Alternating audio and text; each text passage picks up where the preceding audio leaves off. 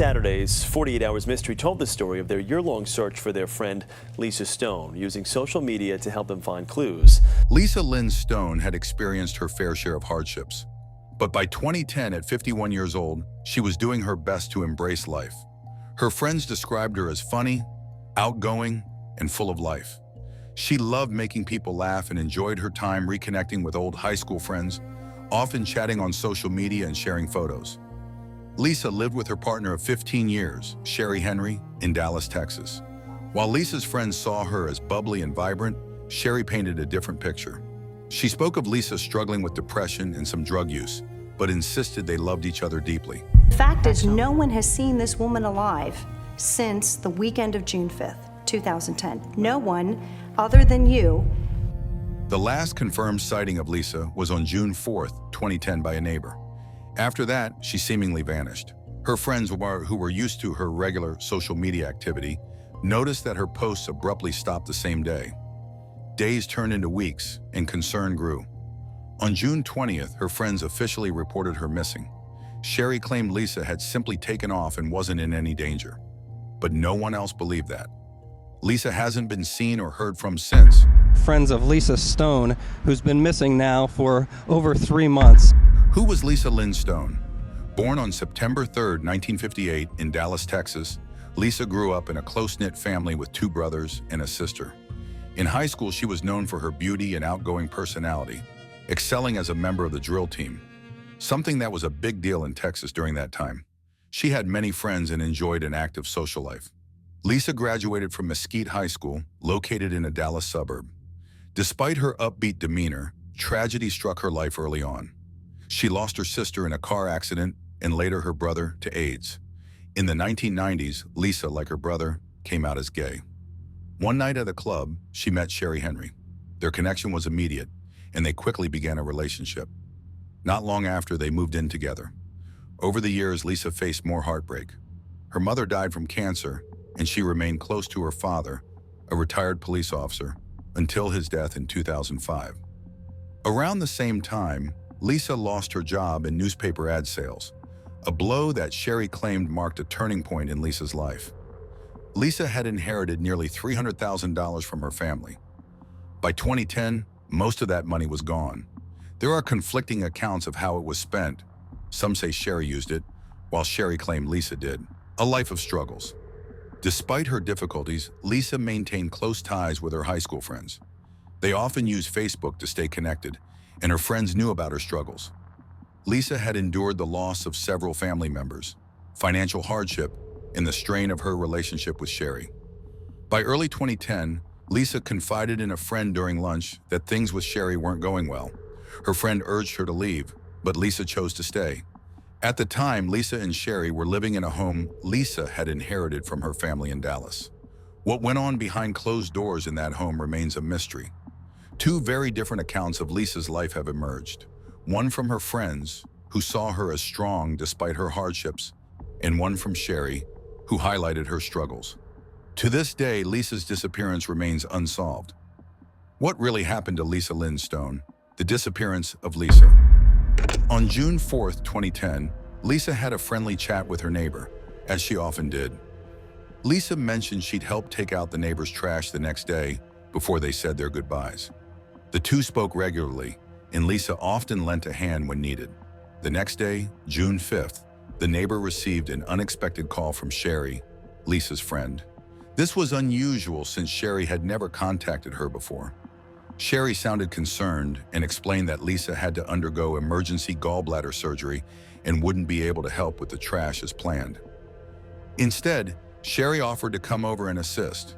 The neighbor was worried about Lisa, but appreciated Sherry stepping in to help. As the days went by, things started to feel off. No one had heard from Lisa, and she hadn't posted on Facebook, something she did daily. Her friends began reaching out to each other, trying to figure out if anyone had been in contact with her. But it seemed Lisa had vanished without a word. One of Lisa's friends eventually called Sherry to ask about her whereabouts. Sherry's response only added to the confusion. She claimed Lisa had simply left town. That explanation didn't sit right with her friends, especially as Sherry started giving them inconsistent stories about where Lisa was.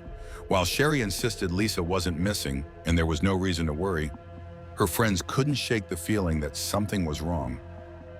Determined to find answers, a group of Lisa's friends decided to confront Sherry directly. They went to her house one evening, hoping to get some clarity. According to the friends, Sherry invited them inside and told them Lisa was expected home that night.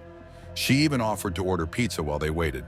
The friends stayed for about an hour and a half, but Lisa never showed up. Sherry, however, denies this ever happened.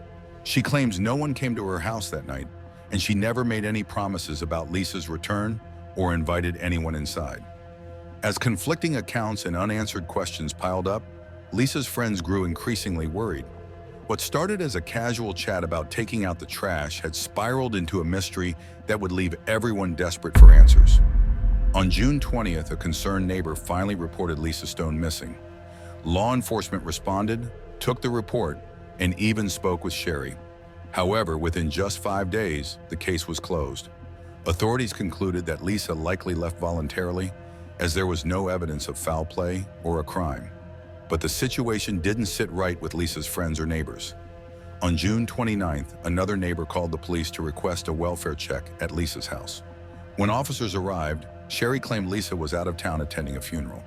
This only deepened the suspicions of those closest to Lisa, prompting her friends to take matters into their own hands. On July 2nd, one of Lisa's friends decided to visit Sherry and Lisa's home to confront Sherry directly. On her way there, she spotted Sherry at a red light, driving Lisa's car. The friend decided to follow her. Sherry drove to a nearby 7-Eleven convenience store and stopped near the dumpsters. Watching from a gas pump, the friends saw Sherry toss several items into the dumpster, including what looked like baskets and a small suitcase.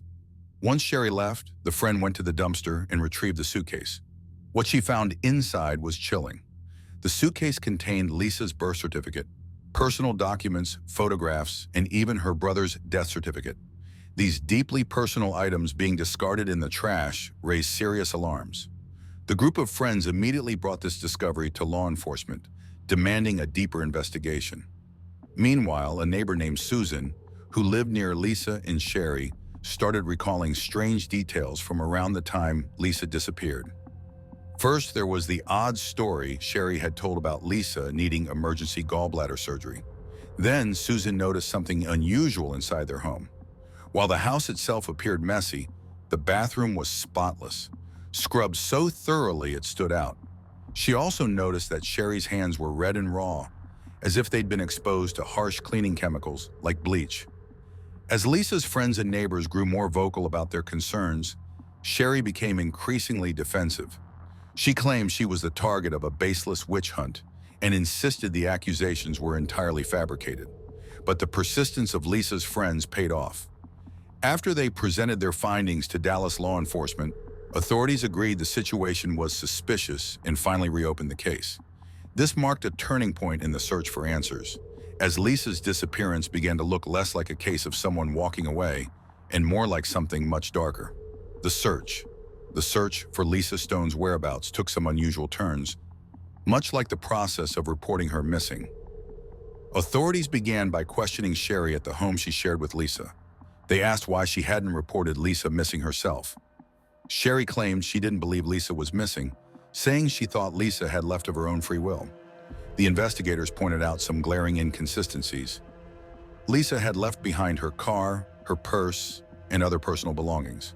They also mentioned the suitcase full of Lisa's items that Sherry had been seen throwing away. Sherry denied this entirely, claiming the story was fabricated and accusing Lisa's friends of breaking into the house to steal the items. Sherry added another layer to her story, saying Lisa had been struggling before her disappearance.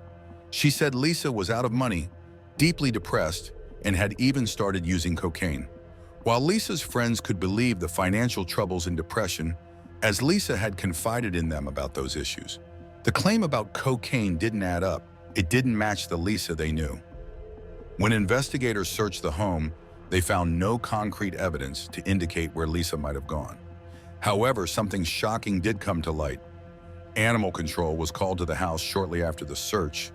They removed 26 cats and 2 dogs from the home due to unsanitary living conditions. Some reports claim the number of animals was even higher. Sherry insisted that all the pets belonged to Lisa. Not long after, another bizarre incident occurred. Sherry was spotted running through a wooded area near a creek behind the house. She looked disheveled, covered in mud, and appeared to be fleeing. When questioned later, Sherry admitted it was her. Friends couldn't help but wonder what she had been doing by the creek. Authorities searched the area but didn't find anything significant. Sherry explained her actions by saying she was terrified for her safety. She claimed she had seen people approaching her house and, while hiding behind a tree, thought she saw a movement in the blinds, which made her believe someone was inside. Fearing for her life, she ran. Sherry insisted she felt persecuted, saying she knew people blamed her for Lisa's disappearance and believed they were out to get her.